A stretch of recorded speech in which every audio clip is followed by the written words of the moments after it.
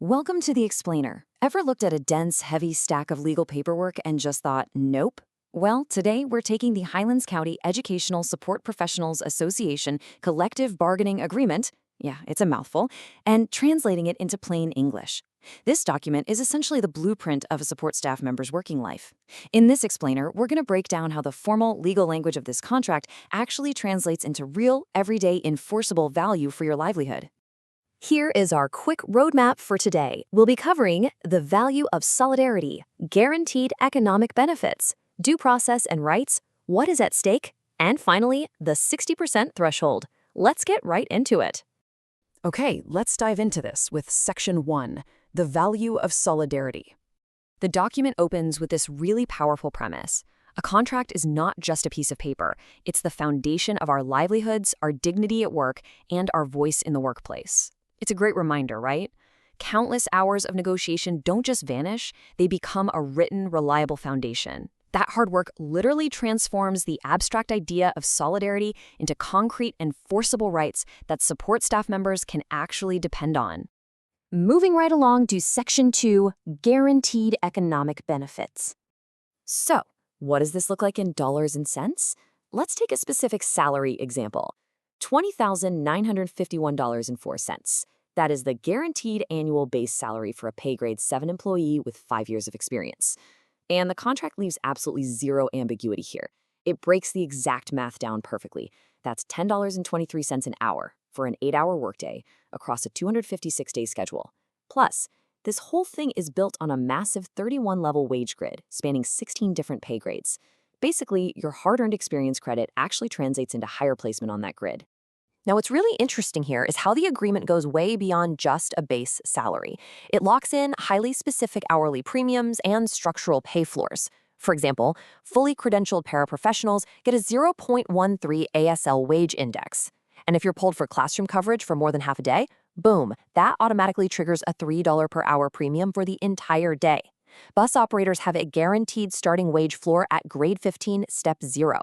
Oh, and if you have to travel between compounds for work, your time and eligible mileage are paid for. The key takeaway? These aren't just favors from management. They are ironclad contractual guarantees. But economic value isn't just about the paycheck, is it? It's about having a voice.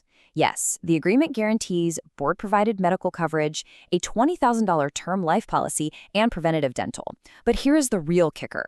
The association actually holds 2 seats on the district insurance committee, and it takes a strict 80% quorum approval to make any changes in that committee. That means your coverage literally cannot be altered without your representatives having a major, guaranteed say in the room. And you know, time is money, especially when we're talking about years of service. Terminal sick leave pay is structured so your payout percentage actually scales the longer you dedicate yourself to the district. It starts at 35% for the first 3 years and steps up steadily from there. Once you hit that 13-plus years of service mark, surviving thousands of chaotic school days in the process, there is a massive jump up to a 75% payout of your accrued leave. It's a system specifically designed to reward loyalty and longevity. All right, let's shift gears to Section 3, Due Process and Rights. So if a workplace issue pops up, management can't just do whatever they feel like. They have to follow progressive discipline. It's laid out in 4 exact sequential steps, starting with a verbal warning, then a written reprimand, a suspension of up to 5 days, and only then termination. And the absolute most crucial phrase in this entire section is just cause. Continuous employees cannot be terminated without just cause, period. Plus, you have absolute rights to representation. A meeting literally has to pause if you request it, and you have the right to formally attach a rebuttal to your personnel file. Let's see how this builds, because these protections feed directly into the grievance pathway. If a decision is made that violates your contractual rights, you have a formal, binding pathway to challenge it. You start informal, escalate to level 1, then level 2, move on to mediation, and finally arbitration. And at every single one of those levels, association representation is allowed. It's a structured system ensuring your voice is heard and your rights are aggressively defended. This contract also takes basic, everyday human needs and transforms them into strictly enforceable legal rights. We're talking about things like a guaranteed 30-minute duty-free lunch, 2 15-minute breaks on days that are 7 hours or longer, and a mandatory break after 4 continuous hours of work. It also protects your time away from work, guaranteeing 12 sick days and 6 personal days. You don't have to cross your fingers and rely on management's goodwill just to take a breather. It is framed as a strict contractual right. Which brings us to Section 4. What is at stake? Let's draw a really stark contrast here. With the agreement, as we've seen, you have guaranteed step increases, secure leave, just cause protections, and binding arbitration. But if this agreement goes away, all of those enforceable guarantees instantly evaporate into mere managerial discretion. Those step increases? Gone. Your paid leave? Put at risk. Progressive discipline reverts to at-will conditions, meaning you could be let go without any cause at all. And that formal challenge path vanishes entirely. It is literally a night and day difference when it comes to your workplace security.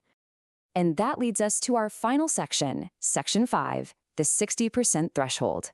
So, the crucial point in protecting everything we just talked about comes down to one highly specific number, 60%. Under the laws governing this contract, the union mathematically has to maintain a 60% membership threshold. Hitting this exact number is what's legally required to avoid an election challenge and maintain collective bargaining status. The stakes here are incredibly high.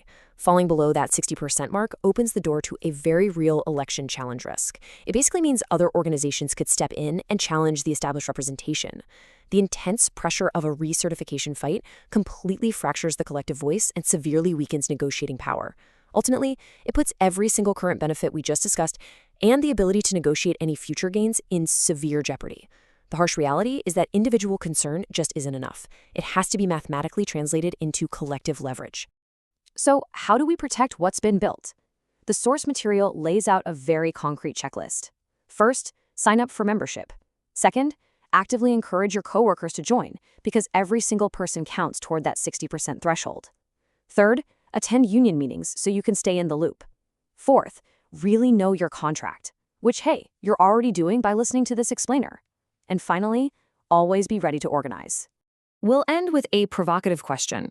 Will you stand together to mathematically protect your rights or risk leaving your livelihood entirely up to management's discretion? The contract outlines incredible, enforceable power for support staff, but only if that 60% threshold is maintained. Thank you so much for joining me for this explainer. Keep learning, stay informed, and I'll see you next time.